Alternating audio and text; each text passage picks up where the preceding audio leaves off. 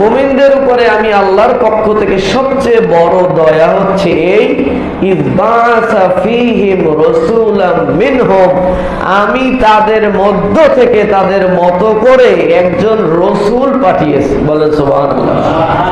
রাসূল পাঠিয়েছেন আমাদের মধ্য থেকে, মানে মানুষদের মধ্য থেকে। আল্লাহ ইচ্ছা করলে ফেরেশতাদের মধ্য থেকে রাসূল পাঠাইতে পারতেন না?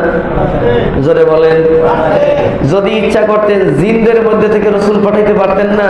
পারতেন। কিন্তু জিন না বানাইয়া, ফেরেশতা না বানাইয়া কি বানাইছে?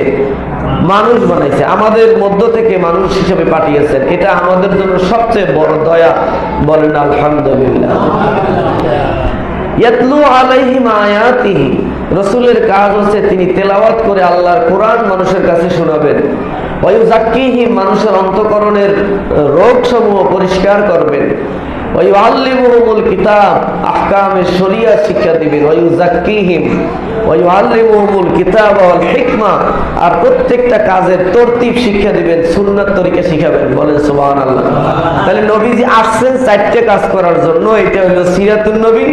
আর আল্লাহ যে আমাদের মধ্য থেকে মানুষ হিসেবে পাঠিয়েছেন, তিনি ইচ্ছা করলে ফেরেশতা বানাইতে পারতেন, ইচ্ছা করলে জিন বানাইতে পারতেন, কিন্তু মানুষ হিসেবে পাঠাইছেন। আবার মানুষ হিসেবে পাঠাইয়া আল্লাহ রাসূলকে আল্লাহ মানুষ বলেন নাই, বলেছেন রাসূলাম মিনহুম।